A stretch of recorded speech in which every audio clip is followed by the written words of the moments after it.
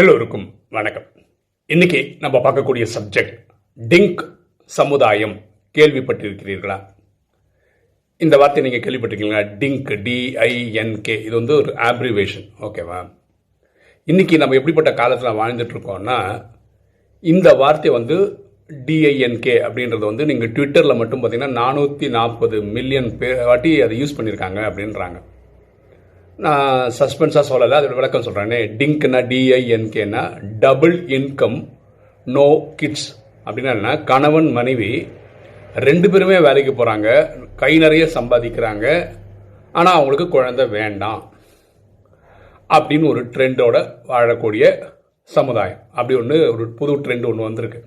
இது இன்னைக்கு தான் ஸ்டார்ட் ஆயிருக்கா அப்படின்னு பார்த்தீங்கன்னா, இந்த வார்த்தை டிங்க்ன்றது முதலாக வந்ததே வந்து 1946லேருந்து 1964 தான் முதல் முறையாக யூஸ் பண்ணாங்க. அதுவும் அமெரிக்காவில் யூஸ் பண்ணாங்க. எப்போ இந்த சமுதாயம் வருது அப்படின்னு பார்த்தீங்கன்னா, டிங்க்ன்ற சமுதாயம் எப்போ வருதுன்னா, ரிசெஷன் வரும்போது, பொருளாதாரம் ஈட்டுறதே கஷ்டம் அப்படின்னு வரும்போது முதல் முறையாக இப்படி ஒரு சமுதாயம். அதாவது அந்த ஜென்ரேஷனில் மக்கள் என்ன பண்ணிடுறாங்க, கணவன் மனைவி ஆகிட்டாங்கன்னா உடனே நமக்கு குழந்தை வேணாம், குழந்தை வளர்க்கறதே கஷ்டம் அப்படின்ற மாதிரி ஆகிடுறாங்க. ஒரு ஸ்டாட்டிஸ்டிக்ஸ் என்ன சொல்லுதுன்னா, 1980 போல், இதை நான் சொல்கிறது அமெரிக்காவில், $100,000 வேணுமா ஒரு குழந்தைய 18 வயசு வரைக்கும் வளர்க்குறதுக்கு. இது வந்து அமெரிக்காவில் இருக்கிற ஸ்டாண்டர்டு. 1980 போல்.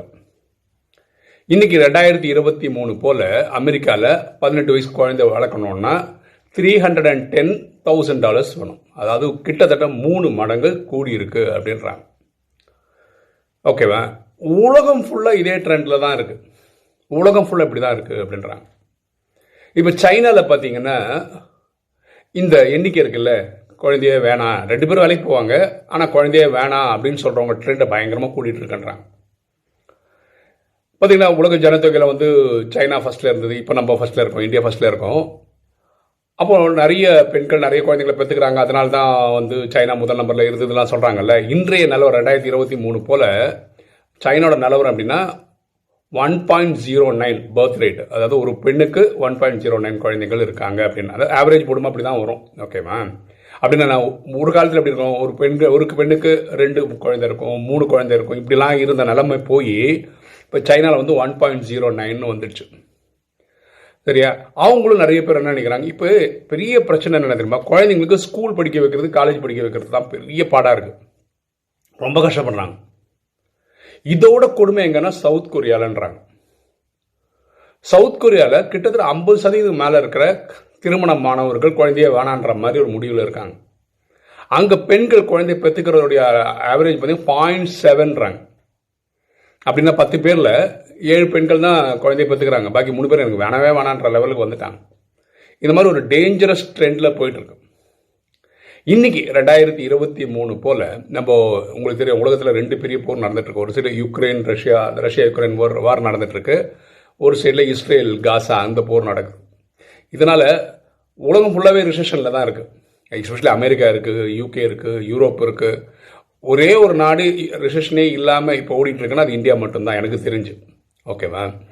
ஸோ எப்போல்லாம் இந்த ரிசெஷன் வருது, அந்த டைம் அந்த ஜென்ரேஷன்காரங்க அவங்க வாழ்க்கையை சரிப்படுத்தி கொண்டு போனோம்ல, அப்போ அவங்க என்ன நினைக்கிறாங்க, நமக்கு குழந்தை வேண்டாம். புருஷன் போட்டு 2 பேருமே வேலைக்கு போகிறாங்க. ஸோ இப்படி ஒரு சமுதாயம் உருவாகிட்டு இருக்கு. டிங்க்னு, டிஐஎன்கே, டபுள் இன்கம் நோ கிட்ஸ்னு. இதில் ஒரு டைப் எக்ஸ்ட்ரா இருக்காங்க, டிங்க் வார்டு, டபிள்யூஏடி, டிஐஎன்கே டபிள்யூஏடி. அப்படின்னா என்னன்னா இதே தான், டபுள் இன்கம் நோ கிட்டு, ஆனால் வித் டாக். அவங்க குழந்தை பெற்றுக்க மாட்டாங்கல்ல, ஆனால் அவங்களுக்கும் யாராவது வளர்க்கணும்னு ஆசை வரும்போது ஒரு நாய்க்குட்டியை வளர்க்குறாங்க. இப்போ இந்த சமுதாயத்துக்கு என்ன பேருனா டிங்க் வார்டு, டபிள்யூஏடி, வித் டாக். வேற ஒரு சமுதாயம் இருக்குது, அவங்க என்னென்னா இதே டிங்க் தான், ஆனால் அவங்க வந்து டிஐஎன்கே டபிள்யூஏஹெச். அப்படின்னா என்ன, ஒரு வீடு வாங்கி வச்சுருப்பாங்க சொந்தமாக. அதாவது இவங்க 2 பேர் ராஜா ராணி மாதிரி அந்த வீட்டில் இருப்பாங்க, ஆனால் இவங்களுக்கு குழந்தை தேவையில்லை. இப்படி இருக்காங்க. இப்படி ஒரு சமுதாயம் இருக்குது. டிங்க் வார்டு, டிங்க் வா, டபிள்யூஏஹெச் ஹவுஸ் வச்சுருப்பாங்க அப்படின்னு இருக்கு. இவங்களுக்கு எல்லாருக்குமே என்ன ப்ராப்ளம் அப்படி வரும் அப்படின்னு யோசிச்சு பார்த்தீங்கன்னா, இந்த இளமை காலத்தில் பிரச்சனை இல்லை, இவர் அவருக்கு துணையாக, அவங்க இவங்களுக்கு துணையாலாம் இருப்பாங்க, அதில் எந்த பிரச்சனையும் இல்லை. ஆனால் ஓல்டு ஏஜ்னு வந்துச்சுன்னு வச்சுக்கோங்க, வயசான காலம்னு வந்துச்சுன்னு வச்சுக்கோங்களேன், அப்போ இவங்களை பார்த்துக்கிறது யார்? கணவர் போயிட்டான்னு வச்சுக்கோங்க, மனைவி மட்டும் இருக்காங்க, அவங்களுக்கு ஒரு 60 வயசு ஆச்சுன்னா அவங்கள பார்த்துக்கிறது யார் இருக்காங்க? ஏன்னா குழந்தைய பெற்றுக்கல, அது ஒரு கஷ்டமான ஒரு சூழ்நிலை இல்லை. வைசி வர்சா. கணவர் இருக்காரு, மனைவி போயிட்டாங்கன்னா கணவரை பார்த்துக்கிட்டு அந்த ஒரு வயசான ஒரு 60 வயசு பேர் யார் பார்த்துப்பா? இது ஒரு பெரிய பிரச்சனையாக இருக்குது.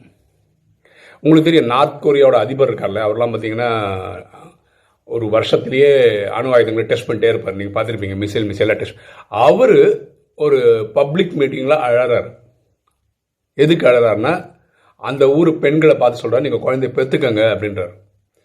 ஏன்னா அவங்களுக்கெல்லாம் இன்ட்ரெஸ்டே இல்லை. இப்போ ஒரு காமெடியாக சொல்லணும்னா, தமிழ்நாட்டில் ஒரு காலத்தில் இருந்த ஸ்லோகன் என்ன தெரியுமா? நாம் இருவர் நமக்கு இருவர். அதாவது நம்ம 2 பேரும் கணவன் மனைவியாக இருக்கோம், நமக்கு 2 குழந்தைங்க வேணுன்றது தான் ஸ்லோகன். அதோட அர்த்தம்.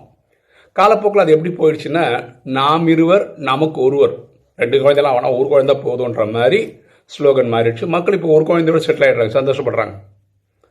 இப்போ எந்த அளவுக்கு ட்ரெண்டு மாறிட்டு வருதுன்னா, நாமே குழந்தை நமக்கேன் குழந்தை அப்படி ஆயிட்டாங்க.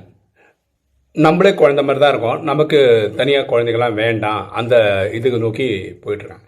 இதுக்கெல்லாம் காரணம் வந்து இந்த விலைவாசி தான். பாருங்கள், எனக்கு நல்ல ஞாபகம் இருக்குது.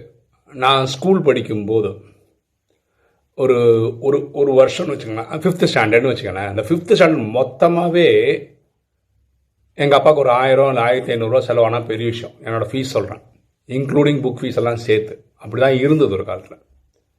நான் 12th படிக்கும்போது மந்த்லி ஃபீஸ் வந்து 120 ரூபா தான். ஓகே, அதாவது என்ன சொல்ல வரேன்னா, இப்போ எங்கள் குழந்தைகிட்ட இருக்கிற பேக்கெட் மணியில் அவங்க வந்து அந்த வருஷம் படிச்சிடலாம். ஓகேவா? நான் காலேஜ் படிக்கும்போது நான் மெரிட்டில் படித்தேன். ஓகேவா? அதாவது ஆனாலும் ப்ரைவேட் காலேஜில் படித்தேன். அன்றைக்கி வந்து ஃபஸ்ட் இயர் படிக்கும்போது எனக்கு ஃபீஸ் வந்து 7000 ரூபா, வருஷத்துக்கான ஃபீஸ் 7000 ரூபா. செகண்ட் இயரும் 7000 கட்டினேன். தேர்ட் இயர் 9000 ருபீஸ் கட்டணும். ஃபோர்த் இயரும் 9000 ருபீஸ் கட்டணும். கூட்டி பாருங்கள் எவ்வளோ, ஒரு 45,000 கூட முடியும். இதில் வந்து செகண்ட் இயர் வந்து குரூப் கிடைக்கிறது, கம்ப்யூட்டர் சயின்ஸ் குரூப் கிடைக்கிறதுக்கு லஞ்சம் கொடுக்க வேண்டி வந்தது.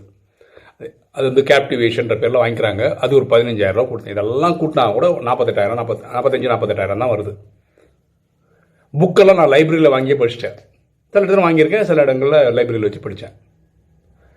இதுதான் அன்னைக்கு செலவு. நான் சொல்கிறது 1991, 95 தான் நான் இன்ஜினியரிங் முடித்தேன். அந்த டைமில். இன்றைக்கி எனக்கு 2 பெண் குழந்தைங்க. அவங்களுக்கு குழந்தைங்களுடைய ஸ்கூல் ஃபீஸ் சொல்கிறேன், வருஷத்துக்கே ஒரு 1.5 லட்சம் கிட்ட டச் ஆகிடுது. எங்கே இருக்கோம் பாருங்கள். இப்போ காலேஜுக்கெல்லாம் போகும்போது என்ன ஆகும்னு தெரியல.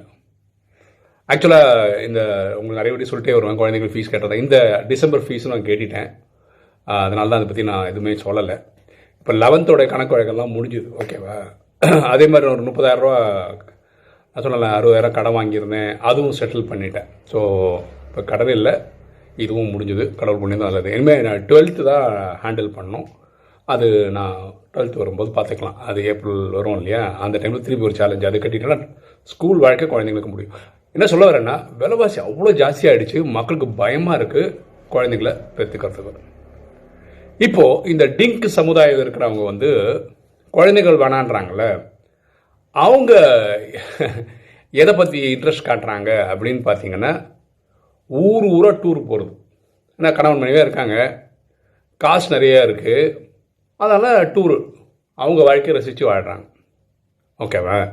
இப்போது சேவிங்ஸ் இருக்குல்ல, பணம் மிச்சப்படுத்துறது, அதோட இது சர்ச் பண்ணி எடுத்து பார்த்தீங்கன்னா இவங்க தான் ஃபஸ்ட்டில் இருக்காங்க. ஏன்னா கணவன் மனைவி 2 பேருமே சம்பாதிக்கிறாங்க. இவங்களுக்கு செலவே இல்லை. குடும்பன்றதில் இவங்க 2 பேருக்கு தான் செலவு.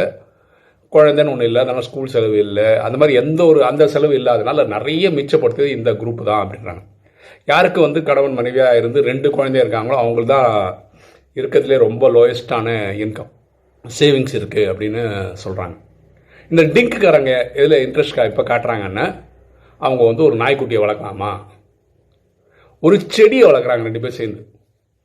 ஏன்னா குழந்தைய வளர்க்க முடியாதுன்றதுனால, அவங்களால முடியல, அவங்களுக்கு இன்ட்ரெஸ்ட் இல்லைன்றதுனால இப்படி. ஸோ இப்படி தான் உலகத்தோட ட்ரெண்டு போயிட்டுருக்கு. பொதுவாக வெளியிலேருந்து பேசுகிறவங்க என்ன சொல்லுவாங்க, அப்படி ஜனதா கூடினே போகும் போல இருக்குது அப்படின்னு நினச்சிட்டு இருக்காங்க. ஆனால் அது உண்மை கிடையாதுன்னு சொல்ல வரேன்.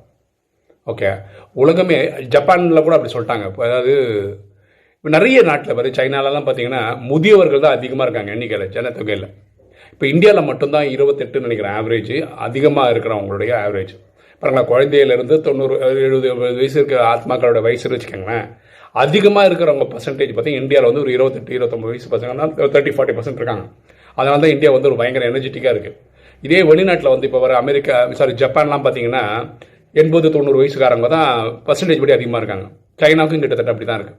அதனால் அவங்க கஷ்டப்படுறாங்க. ஓகேவா? ஸோ இப்படிப்பட்ட உலகத்தில் நம்ம வாழ்ந்துட்டுருக்கோம். ஸோ இப்படியும் நடக்குது அப்படின்னு புரியணும்னு தெரியணுன்றதுக்காக தான் இந்த வீடியோலாம் நம்ம இதை எக்ஸ்பிரஸ் பண்ணுறோம். ஓகே, இன்றைக்கி வீடியோ உங்களுக்கு பிடிச்சிருக்கணும்னு நினைக்கிறேன். லைக் பண்ணுங்கள், சப்ஸ்கிரைப் பண்ணுங்கள், ஃப்ரெண்ட்ஸ் சொல்லுங்கள், ஷேர் பண்ணுங்கள், கமெண்ட்ஸ் போடுங்க. தேங்க்யூ.